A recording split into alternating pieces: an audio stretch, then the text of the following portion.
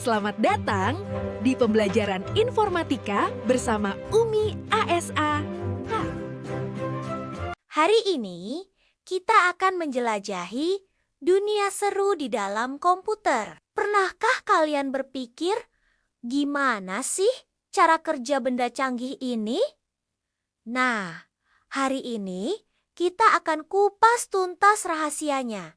Siap? Yuk, kita mulai. Bayangkan, komputer itu seperti sebuah tim super. Tim ini punya dua anggota utama yang tidak bisa dipisahkan, yaitu hardware dan software. Apa bedanya? Gampang kok. Hardware adalah semua komponen komputer yang bisa kita lihat dan sentuh.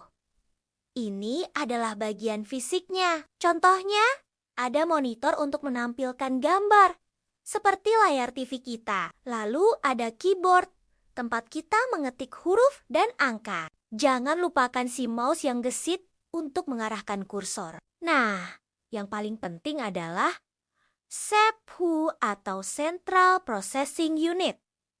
Anggap saja ini adalah otak dari komputer, tempat semua perintah diproses. Terakhir, ada printer untuk mencetak tugas sekolah kita ke kertas.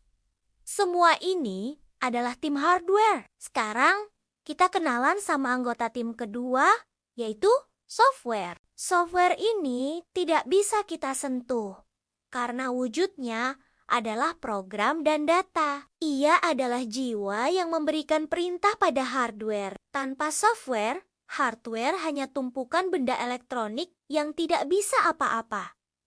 Ada dua jenis software utama. Pertama, sistem operasi, seperti Windows, MacOS, atau Android di HP kalian. Sistem operasi ini adalah manajer utamanya, yang mengatur semua fungsi dasar komputer. Kedua, adalah aplikasi. Ini adalah program-program yang kita gunakan untuk tugas tertentu. Misalnya, Microsoft Word untuk mengetik dokumen, Google Chrome untuk browsing internet, atau game favorit kalian untuk hiburan. Jadi, sistem operasi adalah panggungnya, dan aplikasi adalah para aktor yang tampil di atasnya. Keren kan? Lalu, bagaimana cara kerja komputer secara keseluruhan? Ada 4 langkah ajaib yang harus kalian ingat: input, proses, storage, dan output. Kita singkat jadi IPSO, biar gampang hafalnya. Pertama, input.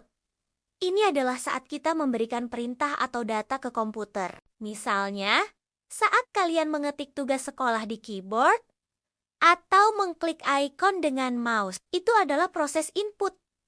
Kedua, proses. Setelah menerima perintah, CPU sebagai otak komputer akan langsung bekerja. Ia memproses data yang kita masukkan tadi, sesuai dengan instruksi dari software. Semua perhitungan dan logika terjadi di tahap ini.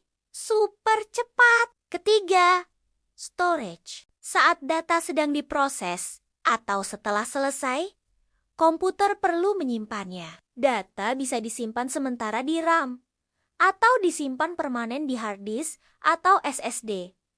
Jadi, kalau listrik mati, tugas yang sudah kita simpan tetap aman. Ini adalah tahap storage atau penyimpanan. Dan langkah terakhir adalah output. Ini adalah hasil akhir dari semua proses yang sudah dilakukan. Hasilnya akan ditampilkan ke kita. Contohnya, tulisan tugas sekolah muncul di monitor, atau saat printer mencetak dokumen kita. Suara musik yang keluar dari speaker juga termasuk output.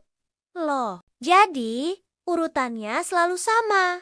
Kita memberikan perintah input, komputer memikirkannya proses, menyimpannya jika perlu storage, lalu menunjukkan hasilnya kepada kita output. Mudah sekali kan? Itulah dasar cara kerja sistem komputer yang luar biasa ini. Nah, itu dia pembahasan kita tentang komponen dan cara kerja komputer. Sekarang kalian jadi lebih paham kan?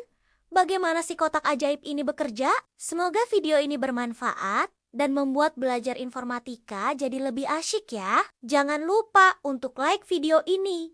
Kalau kalian suka, tinggalkan komentar jika ada pertanyaan.